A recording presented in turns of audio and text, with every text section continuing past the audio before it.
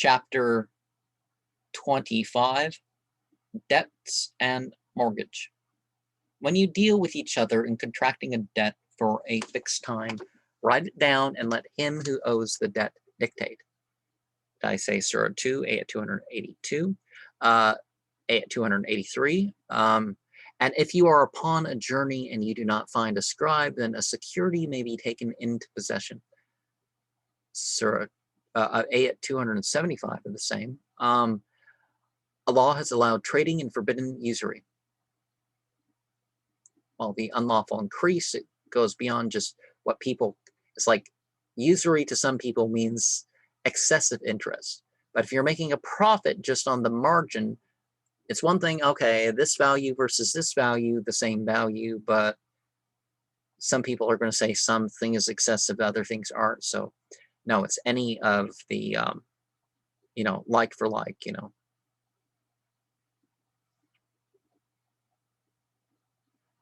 Surah 2, 280. And if the debtor is in straitness, then let there be postponement until he is in ease.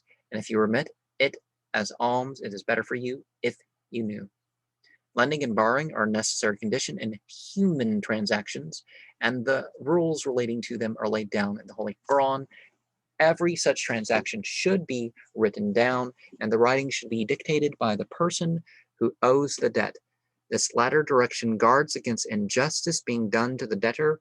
Mortgaging a property is also allowed, but the apparent condition of being on a journey or there being no scribe is simply a statement of the difficulties under which it becomes a necessity. The carrying on of a trade and drawing profit therefrom is placed on a different footing from the lending money on interest, the first being the fruit of labor, while the latter leads to ease and inordinate love of wealth. A debtor in straitened circumstances must be dealt with leniently, and if he is unable to pay, the debt should be remitted. Contracting debts was discouraged, and in his prayers, the Holy Prophet sought refuge from being in debt as well as sin. When a bier was brought to him, and he was told that the dead one had died in debt and had left nothing for payment thereof, he refused to conduct the service personally until someone undertook the payment of his debt. Contracting a debt when a man did not intend to pay it is denounced, and the Holy Prophet's anxiety to pay his debts is shown in granting respite to a debtor, and the remission of debt when the debtor is in straitened circumstances is recommended. Payment in excess of the actual sum which a person owes is not interest. On the other hand, it is considered goodness. But requiring it is, Deferring payment by one who has the means is condemned as unjust and may be even punished.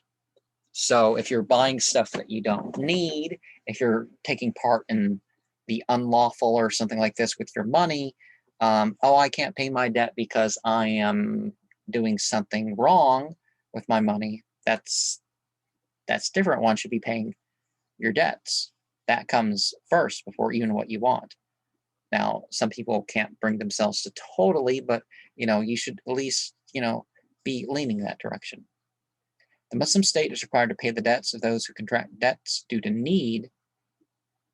They may, again, if they're engaging in the unlawful and become in debt because that's just too much extra expense, that's kind of maybe considered different. It must even maintain uncared for families.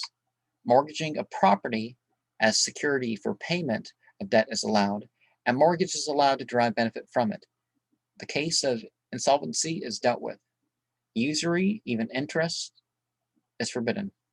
But it is prophesied that a time would come when people would generally would be involved in it, which we're definitely at right now, right? Aisha said the Messenger of Allah, peace and blessings of Allah be upon him, used to pray while saying prayers and to say, O Allah, I seek refuge in thee from sin and from being in debt. Someone asked him, how often dost thou, O Messenger of Allah, seek refuge from being in debt? He said, when a man is in debt, he speaks and tells lies, and he promises and breaks the promise. Salama reported, a bier was brought to the Prophet, peace and blessings of Allah be upon him, that he may say funeral prayers over it. He said, was he in debt? And he said, no. So he said prayers over it. Another beer was brought to him, and he said, was he in debt? He said, yes. He said, say prayers over your companion. Abu Qatada said, I will pay his debt, O Messenger of Allah. So he said funeral prayers over it. Abu Hurairah reported, the Prophet, being peace and blessings of Allah be upon him, said, whoever contracts a debt intending to repay it, Allah will pay it on his behalf, and whoever contracts a debt intending to waste it, Allah will bring him to ruin. Abu Dhar said, I was with the Prophet, peace and blessings of Allah be upon him. When he saw the Mount Uhud, he said, I do not like that this mountain should be turned into gold for me. Then there should remain with me 1 dinar out of it, beyond 3 days, except a dinar which I should keep for a payment of a debt. Then he said, the wealthier are the poorer, except he who gives away wealth thus and thus, and they are very few. Jabir said, I came to the Prophet, peace and blessings of Allah be upon him, while he was in the mosque. So he said, say 2 rak'ah of prayer, and he owed me a debt. So he paid it to me and gave me more than was due. Abu Hurairah said, the Messenger of Allah, peace and blessings of Allah be upon him, said, delaying the payment of debt by a well-to-do person is injustice. The Prophet, peace and blessings of Allah be upon him, is reported to have said, deferring payment by one who has the means to pay legalizes his punishment and his honor.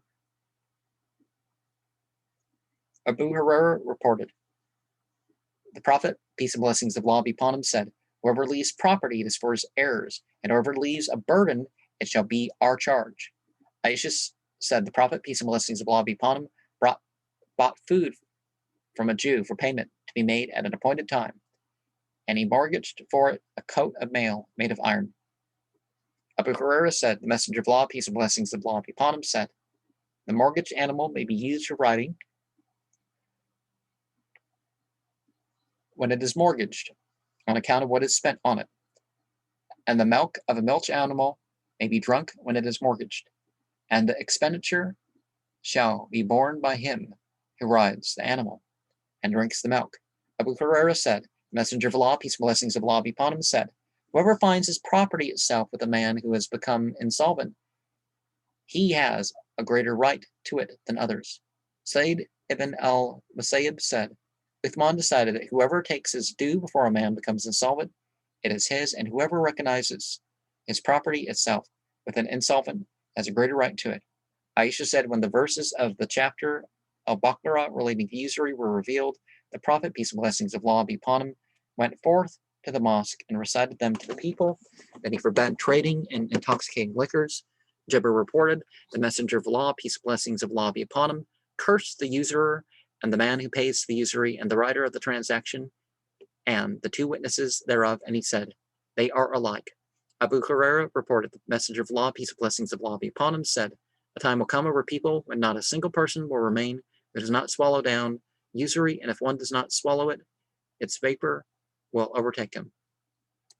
You definitely witness the effects on the prices and all that stuff.